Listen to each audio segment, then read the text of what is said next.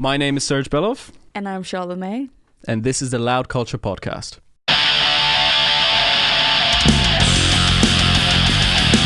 Hey everyone, and welcome to today's podcast. What are we doing today, Charlotte? Today we're having our first guest, which I'm super excited about. Are you excited? I'm excited. Introduce him for me. Well, today we are interviewing one of my homeboys. So it is the drummer from Ghost Iris. And he's going to come on and we're going to have a little chat. But we're going to talk about how lucky they were to get on what I believe one of the first social distance seated tours in Europe back in October, I believe it was. That is absolutely awesome. Yeah, we're getting the first people that have gigged ever since everybody has wanted to be gigging.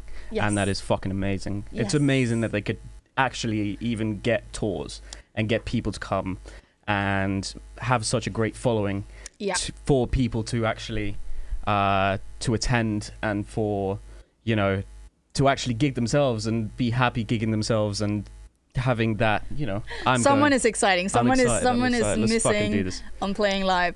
So Sebastian's gonna come and talk a little bit about, you know, how they got the tour, how the tour was, you know, any concerns, and what did it look like, feel like, and where they are now and what the future holds. Cool. So, what does Sebastian play? What's the instrument? What's his role in the band? I guess he's going to tell us anyway. But I believe I said he was a drummer. Yes. Okay. Cool. Well, let's hope you get that right, because otherwise. Let's hope we get that right. But yeah, that will be today's episode, and we are now excited to welcome Sebastian. Welcome, Sebastian. Thank you. We are very excited to have you here. You are our first guest. Yeah. Thank you so much. Well, it's us who are thanking you. It's us who are grateful to you, my friend. For doing this in our new endeavor, setting up a podcast. Of course, no worries. So, can you tell us a little bit about yourself? Like, how did you get into music and where did you figure out that, you know, this is what I want to do? Well, my name is Sebastian. I'm 28 years old, and I've always been a big music fan. My older brother, he was very into like Limp Bizkit and Korn and Linkin Park and all that stuff in like the beginning of the 2000s, and I sort of picked up on that when he started listening to it. He grew out of it, I guess, and started being a normal person. I like the whole thing about that. Normal people don't listen to music. Or just like, you know, regular music, I guess. Yeah. And I guess like from like Korn and Limp Bizkit, I found Slipknot, and I remember the first time I listened to Slipknot, I was just like mind blown. I just couldn't comprehend what was happening inside of me, and like looking at the CD, and I was like, these guys are insane. I mean, what's going on here? And then like I think maybe a year after that, I went to a Slipknot, actually a Metallica concert. With Slipknot as the opener. And I remember seeing Slipknot, and I just remember like just saying to my dad, I was like, I want to do this. Yeah. I want to do that. Like, I want to do that what the drummer of Slipknot is doing. That's a level. Exactly. Like, so yeah, like that day, I think it was like the 24th of May in 2004. Wow, you even have the date and the year. That's amazing. I was 12 years old, and I was like, I want to do this. This is what I want to do. Like that. Interestingly enough, do you remember who was on the drums? Was it Joey Jordanson? That was Joey, yeah. Yes. That was Joey. Love that guy. Yeah. That was Joey, and he's probably my biggest inspiration, like for how I play drums. Not necessarily like the sound I convey on drums, but how I move my head when I play, like the circle headbang. Love it. Oh, that's a great story. I love that. That's why I want to ask this question, is because there's so many reasons of how people get into music and how they end on where they are. And some of these stories are incredible. Like, you knowing the date and the year is... I'm mind blown by that. I remember that, like, the entire show. I remember everything. Yeah. Like, just seeing, like, the way they came out on stage and, like, all that stuff. I was like, holy shit. Yeah. Wow. Oh, that's beautiful. How many people were at the concert that you visited? What was it? A big stadium show? Yeah, it was sold out, and it's at Parken. Oh, it's Parken in Copenhagen, so it's like the biggest football stadium we have in Denmark. Oh, wow. It's the biggest venue in Denmark. Yeah, so that's what it's at. 40,000, I think. I think it's 55. 55 maybe. I think it's yeah. 55,000. Wow. Yeah. So, yeah. Yeah. And that was like incredible. Slipknot. Seeing Slipknot go on stage playing to like 55,000 people. A sea of people. Yeah. Yeah. Yelling, just people equal shit, Going, hell yeah. Yeah, this is what I listen to. Yeah. Oh, that's great. Awesome. So what we really want to talk about today is that I said I believe that you're one of the first bands that went on a social distance seated tour in Europe back in October. Yeah. Yeah. So who did you go on tour with, and how did you end up getting that tour, and what was your consideration of saying yes or maybe no? We were on tour with this Ukrainian band called Ginger, who I guess are a very big band, very hyped band. Have lots of fans, and all their shows, like for the past 3 years or something, have been sold out. Like everything is just sold out, and they're doing really, really well. And I think it's a long time since any band has been as hyped as they are, I think. And their manager is our booking agent. Wow. But now also our manager, actually. Oh, congratulations. Yeah, thanks. That's fucking awesome, man. So, so he was like, we always, we've known this guy for a couple of years, and every time we went to Cologne and we stayed with our old manager, he would always like come by and we'd have dinner with him and stuff like that, and just like talk business and whatever. And he was just always very into us, and he was like, I have these shows with Ginger, like I want you guys to play them. And he sent us an email, like I think at 8 a.m, and it maybe like 20 minutes later we're just like, yeah, we're doing it. Okay. That's it wasn't amazing. We were all just like in the band group chat, we're just like, can you guys get off from work? It's like, yeah, fine. Yeah. Okay, good. Cool, let's do it. Yeah. Everything else just came after. We're just like, this is a no-brainer. Yeah, you just wanted to get out and play. Yeah. And it's like, it's like, first of all, it's with Ginger, so it's with this huge band who like draw a crazy amount of people to their shows, but also because of like the whole state of the world, like nobody had really done it before. Yeah. I think we were the first band to like cross borders from Denmark, at least. Yeah, I think you were, and also from Germany to Belgium, right? No, we only played Germany. Oh, you only did the Germany shows. Okay. Yeah. So you just jumped in with both feet, no consideration.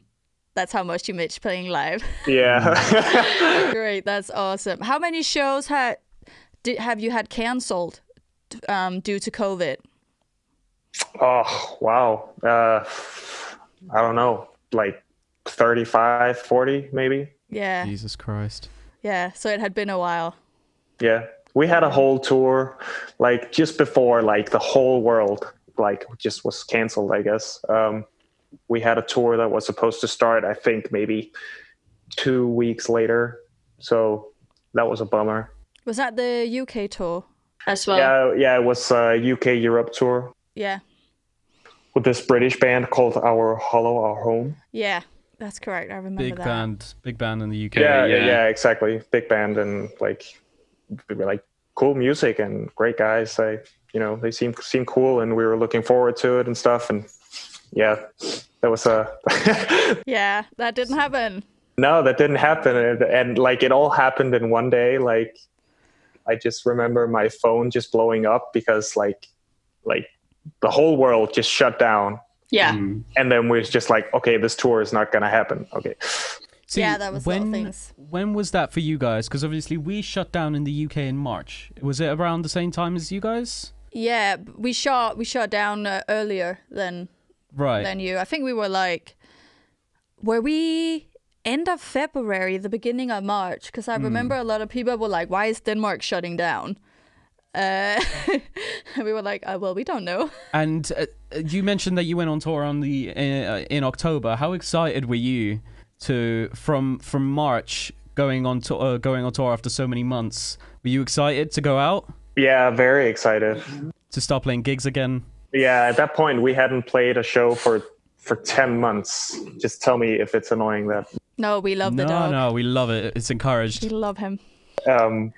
Yeah, we hadn't played a show for 10 months there, so we were all very, very eager to just come out and just like play anything, just play shows. I mean, because when you don't know when you're gonna play, it's very disheartening to like rehearse. I guess you can always rehearse to like get better, but like to rehearse your songs, it's like I've played these songs a million times. I can go up and play them whenever. So but obviously when you have a show, you kind of go through the motions and make sure everything is tight and perfect and all that stuff. And just doing that over the summer was just like, why do we even do this? And that's the thing. It's funny you say that, because every single time I rehearse with my band, there is always a purpose to it. And there is, I don't know, correct me if I'm wrong, with your band, when you rehearse, there's always a goal for something. This rehearsal, we're going to get better at this, we're going to do this.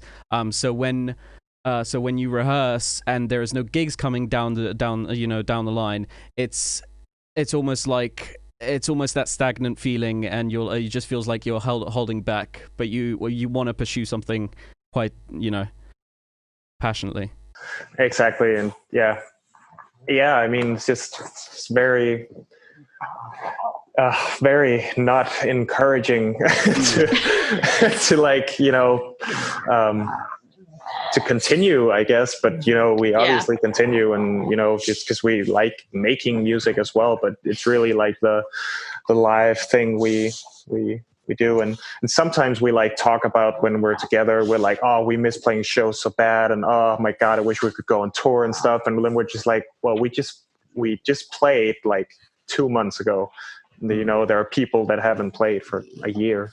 Yeah. That are like, real professional musicians that like live off of this. I mean, luckily this is not our full-time job. So yet. So yet, yeah, but you got the tour and you went on tour. So what preparations did you have to do? Were there any rules put in place in like for having to cross the border from Denmark to Germany? We were, I think we prepared for the shows just like any other shows we do. Mm-hmm. But then I guess we also had to like just mentally prepare for the shows not to happen. Yeah. And that was kind of weird because, you prepare for like things to go as planned, but we're like, okay, what if we can't even get out of the country? We're like, what are we going to do? What happens at the border? What happens at the border? And then we got to the border and there was just like nothing, it's nothing. It's just like, because when you go from Jutland in Denmark to Germany, there's just a sign. Yeah, that's it. Nothing. Really? Yeah. And it was still like that, like during these times. So we didn't even notice. We're just like, wow, my phone says we're in. Yeah, welcome to Germany. Wow. we put on like a song on the radio and we're like, yeah, let's celebrate. That's amazing. Yes. No police yet. So what about rental? So I guess it's that every single band were in their own van or tour bus. Yeah. Yeah. So were there any rules put in place on how you and the bands that was on the tour, how you could mingle, like how did you keep your distance? Did you keep your distance? Like, what was the general feeling of it when meeting the other bands? I think there was just like the general thing that people have gotten used to. Instead of just shaking hands, they're just like, "Hello, my name is this," and that was it. And Ginger is such a big band that we don't share backstage with every band on the bill. Every band had their own backstage, so we were kind of separated like that. In that way, yeah. So we mostly talked like during like the changeovers and stuff like that, but it wasn't like a set of rules that was put out, like you can't like go near each other or thing. It was more like a mutual, like, let's keep a safe distance. A safe distance. And what about when arriving at the venues? How were you being met, and how were the venue taking their precautions for when you come in as an artist, and the precautions for you as an artist, and also the crew that they had there? Was there any things put in place? Honestly, it didn't really seem much different. Actually, no. It didn't. They were just happy to see you. I think people were just like so stoked that music was going to be played live. Yeah. I mean, I think probably especially when you play with like bigger bands, there's always like stagehands and stuff. There wasn't really any, and the ones that were there, they only took care of like the technical stuff on the stage. So we like took all our own stuff in, and that was, in retrospect, that was probably on purpose. So, they didn't touch all our stuff, and we didn't touch, whatever they touched. And so everybody just kind of touched their own stuff. Okay. Yeah. Okay. So, but it wasn't like a set of rules that was put out or. Okay. It was quite okay. And how was the capacity of the venues that you played? Well, for normally capacity and then narrowed down to seating, if you know. The first venue had, I think it was like 400 seated, and it was sold out. I don't know. Are you guessing that that's half capacity or 20% capacity? I think that was like 20 or 30%. Yeah. It was a big, that it could fit a lot of people. Okay, yeah. It was a big. Yeah, because what I'm hearing and seeing is like 20% capacity. So it's a drastic drop from normal capacity. And these were all the shows were open air as well. So that was also I guess that must be very cool playing, man. That must have been. Yeah, and the second show we played, that was like that was amazing. That was a I don't really know the difference between an arena and a stadium. Is there a difference? Arena has a closed roof and stadium has open roof. Yeah, I think that's like the main rule. Okay, so the second show we played was a stadium we played in that normally seats like, I think, 20,000 people. Wow. Like we came in and all the posters of tours that were on the walls and stuff, that was like just the biggest bands in the world, like Elton John and like Aerosmith, and they're like, "Whoa, we're here." It's like I'm gonna sign this. Check. Here. That's amazing, man. Wow, incredible. And then with like the restrictions, they had this thing. They put up like these funny looking beach kind of chairs where people sat 2 and 2 in like beach chairs, and then you could like call on a waiter who would come by with like drinks and stuff. Right. So you didn't leave your seat. Yeah. Ah, that was amazing. And how was the feedback let me first ask, how was it for you guys to be on stage again? You literally stole my question. And then realize, okay, I'm on stage and it feels great, but the audience looks different. Like, how was it easier to connect or was it harder to connect? And plus, man, did you get into, so me and you are both musicians, both artists. Did you get into the zone? Did you still feel like you're still having a sick show? Like, did you get into it? Yeah, we got into it. I mean, when we play, we like our energy level is just like through the roof. That's like what we go for when we play, and we like pump each other up a lot before we play, just to like give it our everything. And we talked about a lot that, because we also, when we play, you know, we kind of lock eyes and, you know, we smile and like we're having fun and stuff. But we talked about before the first show, we were like, okay, we have to think about not looking at each other and then laugh, like, because you can tell the difference between a laugh smile and just like a laugh, this is ridiculous, you know. Mm-hmm. So we were kind of we were very like, we're thinking about that, like, let's just go up, be professional, and just like tear the place down, and these, you know, these seated crowds are gonna get a performance that, like, you know, they didn't expect. Yeah.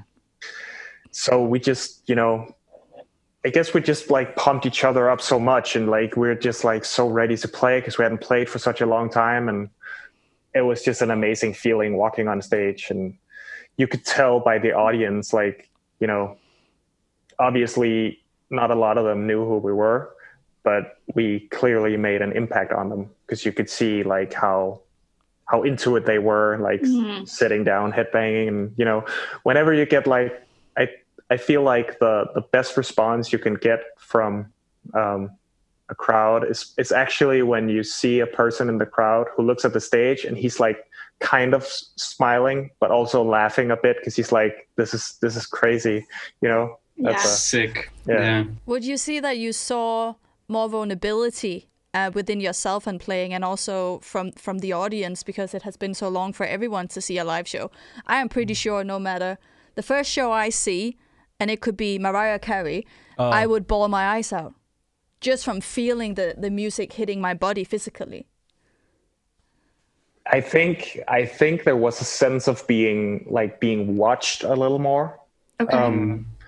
Because, you know, you didn't really see like, you know, this guy going down to get a beer and he's like talking a little to his friend, and you know, that kind of, you know, just like social thing there is in a crowded venue. You just saw like these like these tables of people just sitting. So would you say you felt that was more of a present? Repressant? Yeah, like more present from people. People were more present in the moment, like less phones. They were watching every single bit. They didn't want to miss anything. Exactly. Like all eyes were just like locked on the stage. Well, that's the thing, especially in a metal show. Nobody can mosh and is seated. Nobody can mosh. Nobody can spin kick. Nobody can do anything like that. So all eyes are on you. Yeah. You can't. You don't need to watch out for the big guy with combat boots. No, but yeah, I guess that made it a little more vulnerable. Because I guess you just felt being watched a little more, like being taken note of, kind of in another way than a normal show, where it's like, you know, people are kind of in out and like, you know, they're looking, you know. Yeah. Of course. Yeah, everywhere. Yeah, definitely. Yeah. So what about merch? Were you allowed to sell merch, and how did that go ahead? Yeah, the stadium show, we weren't allowed to sell merch. Okay. That was like, because I guess like in Germany they have like different states as well, and between all these states they have their own set of rules as well. And for the stadium show, we couldn't sell merch just because of like, you know, I'd be given money and I would be giving a T-shirt. Yeah. Okay. Yeah. So it's like the transfer, right? Yeah. Like, you know, money is dirty and all that stuff. So, but the other shows we could sell merch, and we did sell merch, but I was kind of like feeling a little weird about it. Okay. You weren't 100% comfortable with it. No, not really. No, because I know you guys. You always, you hang out at the merch stand and you talk to the fans and you sign albums and take pictures, and now that's a little bit more of an issue. Yeah, that's the thing. There's so many people that you can communicate and new people that you can meet at shows that now you couldn't do that. And as much as you could meet up with them and talk, it had to be from a safe distance. And there is almost that barrier between you because you can't shake people's hand. You can't give them a high five, stuff like that. So there's already that barrier for you. Yeah, and I'm also thinking because as an upcoming band is. The revenue comes from selling merch. Like there's money to be picked in merch. So now going on these social distance tours and shows, which means less capacity, less tickets sold, and maybe also, so you're seeing a drop, maybe even in a fee, and then you're also going to see a drop in the sales of merch because no one is really comfortable. Either you're not allowed to or you do it, but people will be like, can I? Should I? Even if we go contactless, so let's just look at Denmark. We're pretty contactless. None of us have cash. But it's still the transaction of T-shirt back and forward. Yeah, exactly. Yeah. I'm gonna touch the T-shirt and I'm gonna look for the T-shirt in whatever size. I'm touching everything, and I mean, just I just had Corona a few. Oh, I'm so sorry, man. Oh, you got it. Yeah, I got it, but I had no symptoms whatsoever. Like, I was completely healthy, and I just had like a random test that was just like, well, you got it. And then I just had to be home for a week until I was like not contagious anymore. But I could have just had it there as well. And didn't know. Yeah. I wasn't coughing or anything. My nose wasn't running or. So you did these shows and people were, not tested upon entry. They didn't have to prove anything. They just had to wear a mask. Were you comfortable with that? Yeah. I was. So for the future, would you still go on tour and do shows where people are not tested upon entry and does not have to prove anything? I mean, I guess it depends on like the state of the pandemic. Because when we played these shows, everything was pretty much still, I guess, people were still very cautious, whereas like now they're not. Yeah, because it was like, it was pre-second wave. Yeah, exactly. It was pre that, and actually, we played in Munich. I think on a Wednesday, maybe.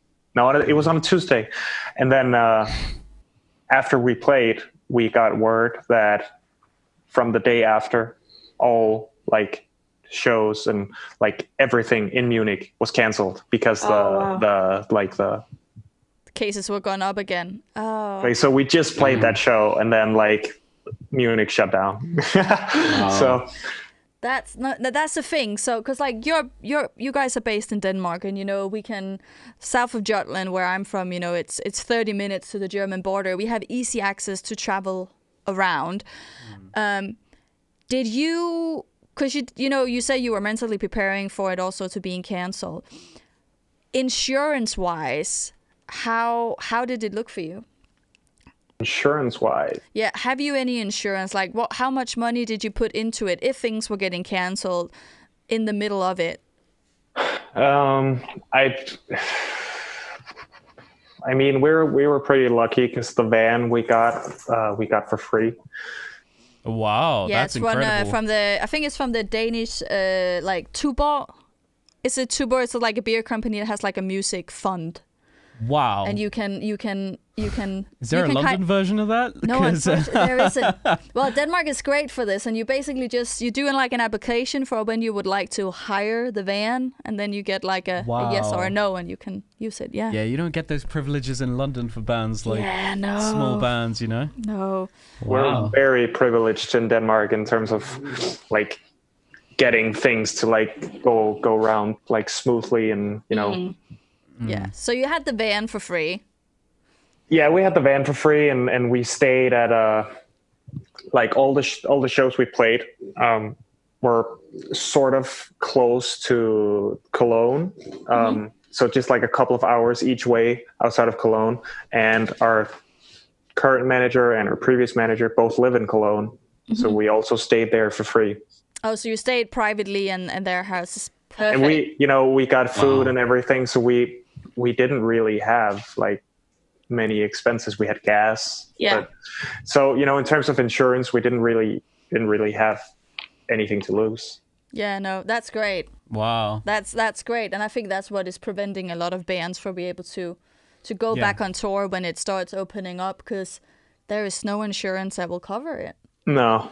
Not at all. And the fact that you got, but I'm still astounded, the fact that you got the bus free. Your manager, you can stay with your manager. That's amazing. I'm just thinking for my band, that would be so much expenses. That would be hotels, that'd be gas, that'd be food, that'd be petrol. The bus. It'd be so many UK things. is not the best country to tour in. Like for audience, like for fans, it's amazing. Yeah, it's really but good. For like driving around, accommodation and catering, it's terrible. It is terrible, and sometimes I wonder what the fuck I'm doing here. Oh, that's the thing. I'm gonna start suggesting my Ghost Iris are in Denmark. Like, guys, let's move over. Look at what they're getting. It rules. Like, we're so privileged here. And we know this. Yeah, I mean, we were on tour with After the Burial last year in the UK, and there was just like this. There was just like this running joke of just saying "fucking UK." Whenever we got to a venue, it was just like, there's no food. There's nothing. I remember meeting up with you guys, and it was like another day with a £5 buyout. Yeah, exactly. It's like, what am I gonna get for £5? You can get like 3 sausage rolls, and that's it. So we're all on that tour. We're just like, fucking UK. Oh, I mean, but the shows are good and the people are friendly, and like people, I guess, come to the shows and stuff. But like the backside of it is not as pretty. That's why when UK bands or American bands, they go to UK first, and then they go to Europe, and then like, I'm only gonna tour Europe from now. And especially Germany, like the catering level in Germany is like, yes, I've been on tours and it's pasta bolognese over and over and over again, but it's a pretty fucking good pasta bolognese. That's the thing. For all the bands that I've spoken to, they keep saying, yeah, US is good, and UK is also good people and stuff. But Europe, let's talk about Europe, because Europe is the one. It is the one. But yeah, so how many shows did you have on this tour? I mean, it wasn't like a big tour. It was 3 shows, but yeah, it was great. I guess it's still a tour, In the current situation, I will call it tour. So we're luckier than most. In the current situation, you're going to call it a world tour at this point. Yeah. So you finished the tours, and what feeling were you left with? What did it give you? I think it wasn't really until like we were actually driving home to Denmark. We had a really long trip from Munich, and I drove the car from Munich to Copenhagen, and it took 15 hours. Wow. I'm so sorry, man. The van didn't come with the driver. No. But it comes with water and beer, but we don't drink beer. We don't drink. But, good guys. But we it wasn't until we were going home that we were like this was kind of amazing. I can't believe we've done this. Like, Munich is shutting down just as we're leaving Munich, and you started hearing like from Denmark as well. They were like, it's beginning to look bad. The second wave is coming. So it wasn't really until that that when the tour was over that we were really kind of thought about how lucky we were, or like that we started being really grateful. That I sometimes just like think about it now again. That I'm like, course. wow, that was actually amazing. I played a stadium show during a world pandemic. That's a pretty it's a pretty big thing to say. Like that goes in the memory book. That goes into the bucket list moments. Yeah. And that's the thing now, man. Like, I've got a question for you. What is the next steps for you guys? What is the next step for Ghost Iris? What are you guys doing next?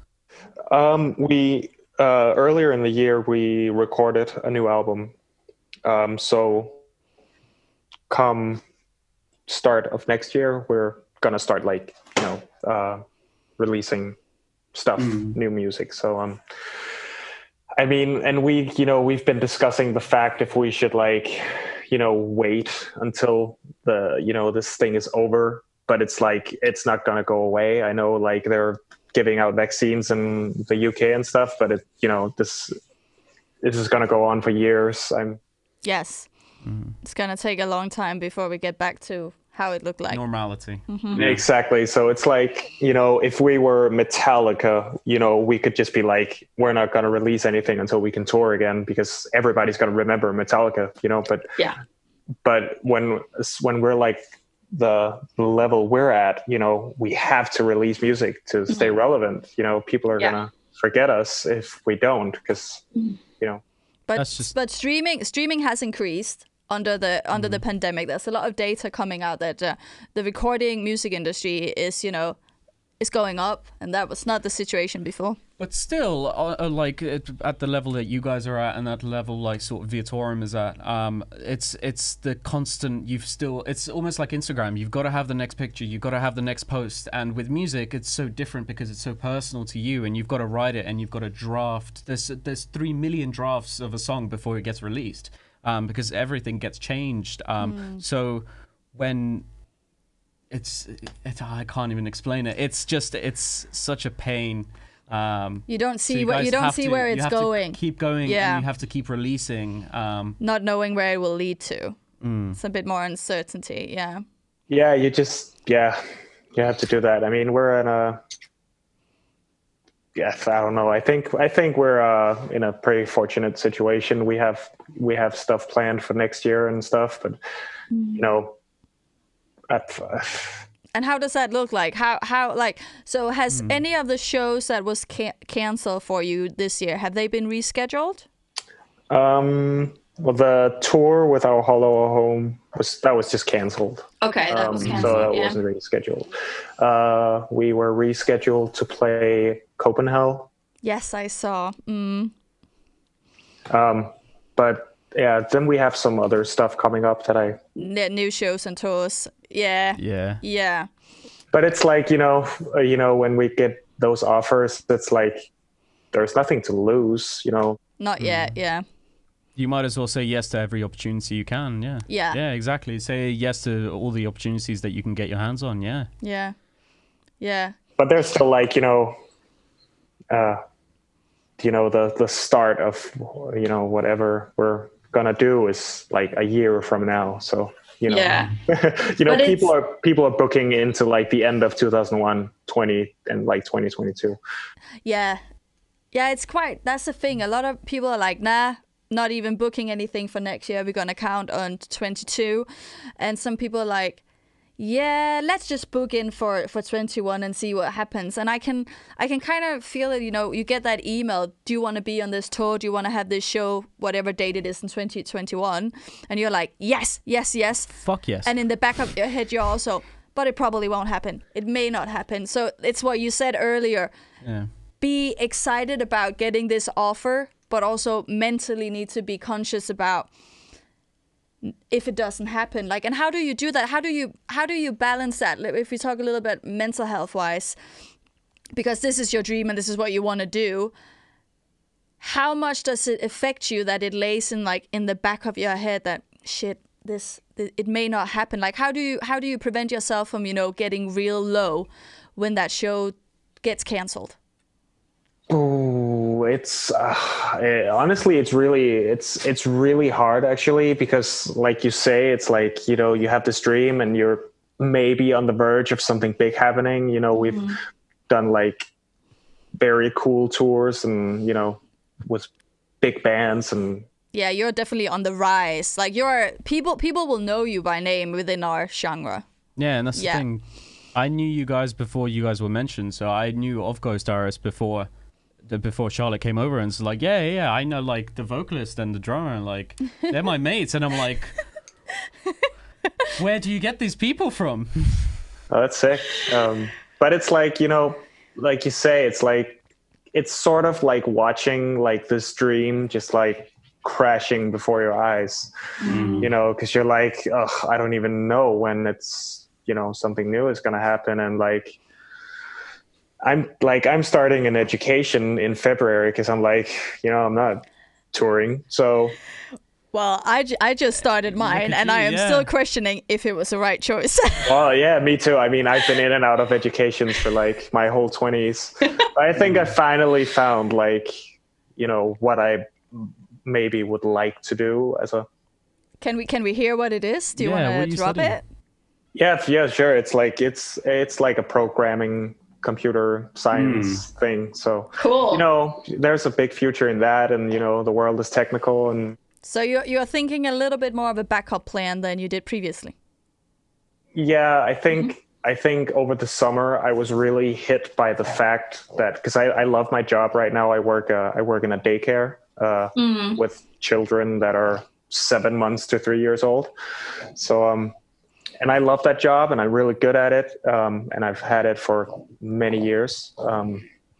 But it also just hit me over the summer when I don't have, that next musical endeavor, when I know I'm going to be on tour here or here, I have this cool show coming up, that I was just this person just going to work, and that was who I was then, So I guess at least me personally have been feeling like sort of an identity thing, because like music is such a big part of who I am, and like what I do and what I like to do. And just like as soon as I come home from work, I listen to music, and I talk about music, and like talk about music with you guys now, right? Yeah, and I just got off work, so like we do not know how to talk about anything else. And then me neither. Yeah, I know, and that's the hard part. I feel you on that. It's you're starting to question your identity a little bit, and you're starting to be like, oh, maybe I should look for a backup plan, and also a backup plan of the backup plan, because when will this end? And I was this amazing, so I'm part of a peer support group for music industry professionals, mostly in live touring, and we have had some therapists on, and we had this amazing therapist who once he's a therapist for a crew and musicians in the US, and he said that generally us human, we tend to label ourselves with what we do for a living, like what our job is, and we put ourselves in the position that I am my job, but we are actually so much more than our job. And that is true, but when music is such a big part of us, and it's hard to imagine. It's a passion, I'm like, yeah, I know that I'm 10,000 other things, but oh, cutie, but music is just like, for me, music is where I come to life and fall apart. And not knowing if I have that, or knowing that I will only fall apart, I can't come to life because it's not happening. That's really, really hard. Yeah, it is. It really is. And yeah, I mean, it's funny what you said, like that people kind of relate their job to who they are. I mean, I don't. I try not to. And when people like ask me what I do, it's like when people are like asking you if you haven't met a person, they're like, well, what do you do? And then it's like the answer they're looking for is like, what do you do like for a living? Yeah, what's your job? Yeah. Like just because I spend 8 hours on this a day doesn't mean it's my like what I do. I mean, I do this so I can live, Yeah. So it's like I talked to Daniel, the one guitarist in Ghost Iris, about this as well, and we were like, maybe we should just start like when people ask us like, what do you do? Just like, well, I like to watch horror movies and listen to heavy metal. I eat breakfast in the morning. I eat cereal. I like porridge with a little bit of bananas and peanut butter in the morning. Well, that's what I do. Like I'm straight up front because I get quite annoyed when people ask me, so what do you do? And they are waiting for the answer of my job. And especially now when I'm kind of unemployed or working for free, you know, I've started to be a little bit rebellious. And I'm like, well, I'm a rebellious Aquarius. And I'm vegan and I train a lot and I like plants and I talk to myself. And people are just like, but that is who I am. You know, that's a big part of who I am.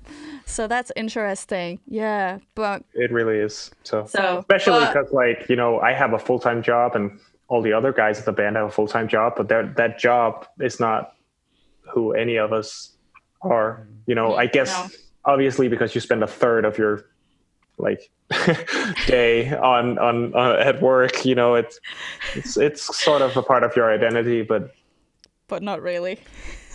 Yeah. You know what? It's interesting you should say that because it made me think.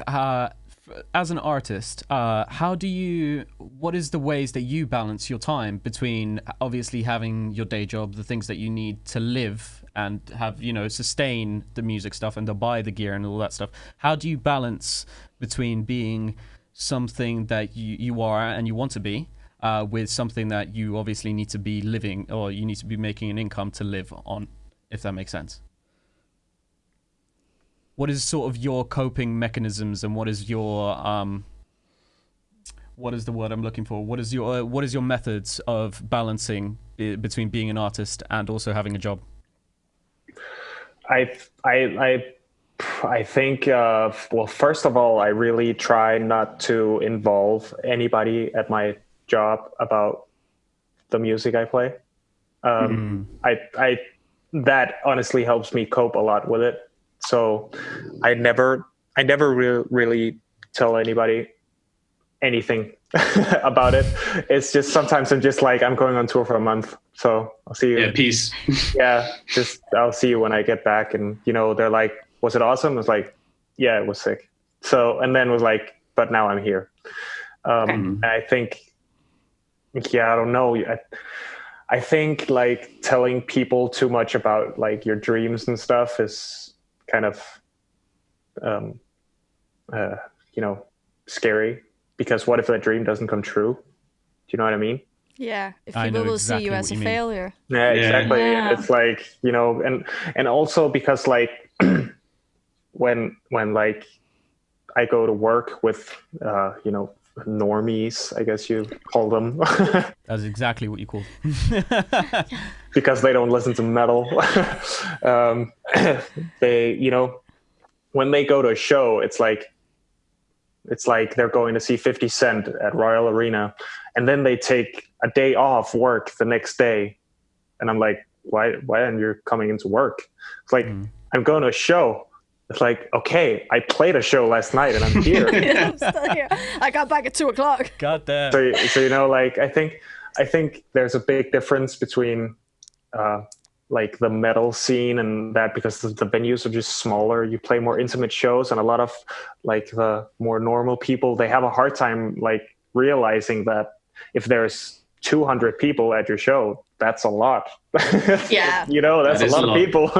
That's a lot. Because, you know, they their shows, they have, you know, 16,000. Yeah. So it's a different experience. Yeah, but these are also the people that think that when Rihanna headlines a festival in Denmark, that's the only show she's playing. You know, they don't know that she has a crew of maybe like 50 to 100 people working for her, and they're going to another country the next day and the next day and the next day. You know, they think she's just playing that show. They have no idea how everything works. And that's just what we have seen happen under this whole pandemic, is that government people, they have no idea what happens behind the curtains in all of entertainment. And that's why people have struggled to get, you know, help packages and stuff like that, because it's like, well, you're a musician, and if you made a living on it, you must have made a big living on it. And it's like, no, that's not the case. Not at all. Like even some of the bands who are making good living on it are in a situation where they can't pay their crew and making funding for their crew. You know, so yeah. Like big bands, like very big bands are doing that. Yeah. It's crazy. Yeah. It is crazy. But you know what, Sebastian? It's been amazing to have you on. Thank you. It's been amazing. Thank you so and much, hear man. about your first social Really distance appreciate you tour. coming on. What is the next thing that's coming up? Are you doing any live streams? Where can people catch you? This Sunday, I think. Yeah, we won't have the episode out. They won't come out this Sunday. Unfortunately. You know what though? I'll ask you a question. I want to ask every single artist that comes onto the show. As a artist myself, what is something that you can recommend? Just a little piece of advice, one piece of advice that you can recommend an artist, for example, that is a bit lower level, a bit younger than you. What is something that you can recommend to have, the success that you have had as a band, as an artist? What is one piece of advice that you can give? I think persistence, honestly. We in Ghost Iris have been really, really persistent about what we want to do, and just like finding those people that want the exact same thing as you. I mean, and that's hard to find, if you have people in your band or working with them and you don't find the same persistence and the same goal, then just get rid of them, because they're holding you back. You need to be on exactly the same page, like at all times. Lots of band meetings. Yeah, I mean, lots of Zoom calls, lots of band meetings. Yeah, most of the time when we rehearse, we don't even rehearse. We play music for maybe 25 minutes, and then we spend maybe 3 hours just talking about, also normal stuff like work.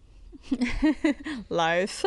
But continuously planning on the next step and planning exactly, the future. Planning the future, have everybody on the same page, know exactly what's going to happen, and have backup plans. Like, we have backup plan A, we have backup plan B, we have backup plan C, backup plan D. We're like, if this doesn't happen, then we're going to do this. If it doesn't happen like this, we're going to do this. If it happened like this, we're going to do this. It's a lot of pivots. That's fucking amazing, man. Yeah. And also, we've had a lot of bad luck. We've had a lot of tours canceled, not just because of COVID, but also just in general.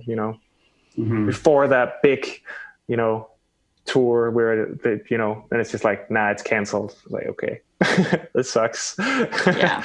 Right. But then again, if you have if you all agree and you all have the same persistence, you're not gonna let it take you down. So.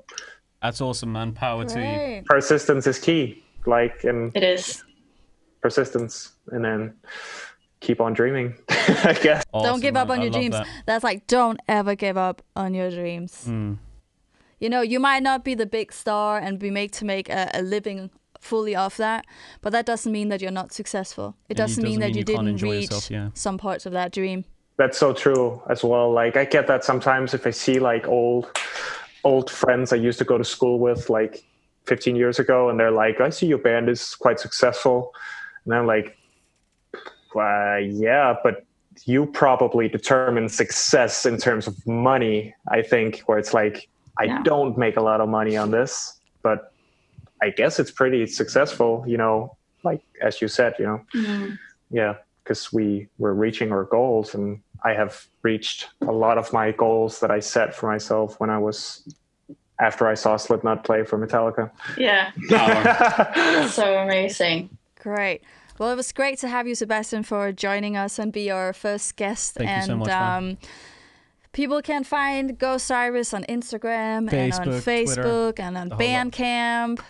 We have a little display here in the background, and they also have some awesome merch. I'm sitting here and I am supporting my homeboys, and I don't have an issue with it because I'm a music lover.